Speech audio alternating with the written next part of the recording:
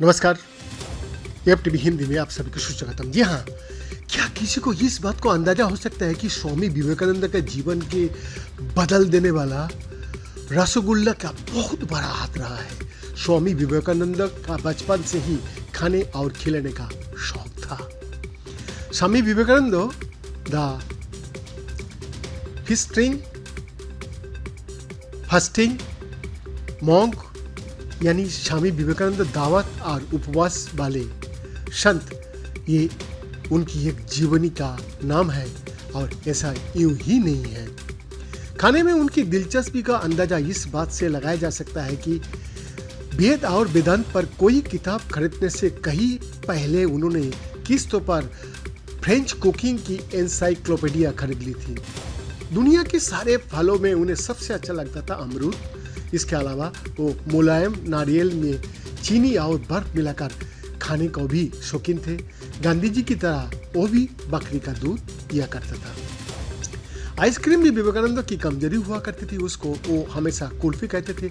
America के 0 से भी कम तापमान में विवेकानंद चॉकलेट आइसक्रीम खाने का कोई मौका नहीं चूकते थे। एक दिन उनके चचेरा भाई रामचंद्र दत्ता ने उनसे कहा कि वो उनके साथ दक्षिणेश्वर मंदिर चलेंगे, जहां रामकृष्ण परमहंस हर आने वाले को रसगुल्ला खिलाता है। विवेकानंद अपने भाई से कहा है कि अगर उन्हें वहां रसगुल्ले नहीं मिला तो वो रामकृष्ण के कान खींचेंगे क्या। जाहिर है विवेकानंद को वहां निराश नहीं होना पड़ा और वो रामकृष्ण परमहंस को शिष्य बन गया। बचपन में विवेकानंद बहुत शरारती थी। उनके शांत करने का एक ही तरीका था उनके सिर पर पानी डालना। विवेकानंद को घूम घर यानी कि घुमक्कर साधुओं से बहुत लगाव था। उनकी आवाज सुनते ही वो अपने घर से बाहर आ जाते थे। साधुओं के प्रति विवेकानंद का मोह का आलम यह था कि साधुओं की आवाज सुनने ही उन्हें कमरे में बंद कर दिया जाता था और उनके जाने के बाद ही उन्हें निकाला जाता था। बचपन से ही वो खुद सन्यासी बनना चाहते थे। जिस उम्र में बच्चे अक्षरों को पहचानना शुरू करता है, विवेकानंद ने लिखना और पढ़ना भी शुरू कर दिया था। उनकी याददाश्त गजब की थी और एक बार पढ़ने पर पूरी किताब उन्हें याद हो जाती थी। खेलों में उन्हें तैराकी, कुश्ती और लाठी चलाना पसंद था। वो बेतों से तलवारबाजी का अभ्यास भी करते थे। रायपुर में अपने प्रवास के दौरान उन्होंने शतरंज पर भी महारत हासिल कर ली थी। उन्होंने बड़े बड़े उस्तादों से शास्त्रीय संगीत की बाकायदा ट्रेनिंग ली थी और बहुत कुशलता से पाकावेज, तबला, इसराज और सितार बाजा लेते थे। लेकिन उनके सबसे अधिक रुचि शास्त्रीय गायन में थी। उनका गायन ही उन्हें अपने गुरु रामकृष्ण परमहंस के नजदीक ले गया था।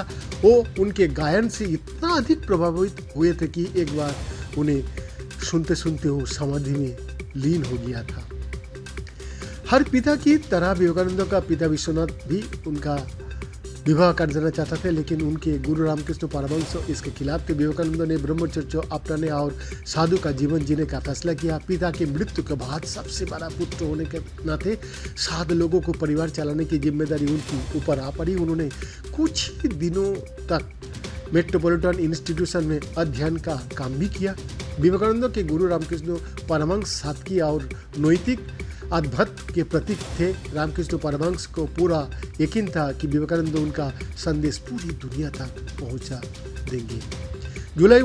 जुलाई 1886 आते आते रामकृष्ण का स्वास्थ्य तेजी से गिरने लगा था। उन्हें गले का कैंसर था। अंतिम समय में उन्होंने अपने सारे शिष्यों को बुलाकर कहा था कि विवेकानंद उनकी उत्तराधिकारी है। इसके बाद 16 अगस्त 1886 को रामकृष्ण महासमाधि में चला गया। उसके बाद विवेकानंद ने रामकृष्ण मिशन की स्थापना की। वर्ष 1898 में कलकत्ता में प्लेग की महामारी फैली। हजारों लोगों ने बीमारी के डर से कलकत्ता को छोड़ दिया। लोगों को राहत पहुंचाने के लिए सेना को बुला लिया गया। उस समय विवेकानंद ने कलकत्ता में रुककर लोगों के बीच राहत कार्यों का बीड़ा उठाया। विवेकानंद की कद काठी और दिल डोल अच्छा था। वो बहुत तार्किक थे और हर महफिल की जान हुआ करता था। रोमा रोला ने अपने मशहूर किताब लाइफ ऑफ विवेकानंद में लिखा था, स्वामी जी का शरीर एक पहलवान की तरह मजबूत और शक्तिशाली था। वो 5 फीट 8.5 इंच लंबे थे, उनकी सीना चौड़ा था और उनकी गजब की आवाज़ थी। सबसे आकर्षण का केंद्र था उनका चौड़ा माथा और उनकी बड़ी बड़ी काली आंखें। जब वो अमेरिका गए थे तो एक पत्रकार ने अनुमान लगाया था कि उसका वजन 102 किलो रहा होगा। कभी कभी वो अपना ही मजाक उड़ाते हुए अपने आप को मोटा स्वामी कहकर पुकारते थे। उनकी सबसे बड़ी समस्या थी अच्छी नींद ना ले पाना। वो अपने बिस्तर पर करवट बदलते रहते थे, लेकिन नींद का दूर दूर तक नामो निशान तक नहीं रहता था। बहुत कोशिश करके भी वो एक बार में 15 मिनट से अधिक नहीं सो पाते थे। विवेकानंद ने पूरा भारत का भ्रमण करने का फैसला किया। सबसे पहले वो वाराणसी गए, जहां उन्होंने कई साधु संत से मिला और सन्यासियों से विचारों का आदान प्रदान किया। उन्होंने सारनाथ का भी दौरा किया, जहां बुद्ध ने अपना पहला उपदेश दिया था। इसके बाद वो अयोध्या और लखनऊ होते हुए आगरा गए। इसके बाद उनका मुंबई जाना हुआ। वहां से जब वो पुणे के लिए निकले तो संयोग से वो और बाल गंगाधर तिलक एक ही कार में बैठे। दोनों के बीच गहन मंत्रणा हुई और तिलक ने उन्हें अपने साथ पुणे में रहने का निमंत्रण दिया। विवेकानंद ने तिलक का साथ पूरे 10 दिन बिताई। इसके बाद विवेकानंद ट्रेन से बेंगलोर के लिए रवाना हो गया। वहाँ से वो मैसूर गया, जहाँ वो महाराजा का अतिथि बनकर रहे। एक दिन महाराजा ने उनसे पूछा कि वो उनके लिए क्या कर सकता है। स्वामी जी ने उन्हें बताया कि वो अमेरिका में जाकर भारत का दर्शन और संस्कृति को प्रचार करना चाहता है। महाराज तुरंत उनकी अमेरिका यात्रा के खर्च उठाने के लिए तैयार हो गया, लेकिन विवेकानंद ने उस समय महाराजा की पेशकश को स्वीकार नहीं किया, लेकिन बाद में वो इसके लिए राजी हो गया। 31 मई 1893 को मद्रास से स्टीमर पेनिनसुला से विवेकानंद ने अमेरिका का सफर शुरू किया।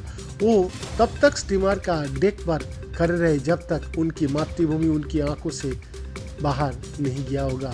उनका स्टीमर कोलंबो, पेनांग, सिंगापुर और हांगकांग होते हुए नागासाकी पहुंचा। 14 जुलाई को वो जापानी बंदरगाह याकोहामा से अमेरिका के लिए इम्प्रेस ऑफ इंडिया जहाज पर रवाना हुए। उस यात्रा में उनके साथ भारत की चोटी के उद्योगपति जमशेदजी टाटा भी थे।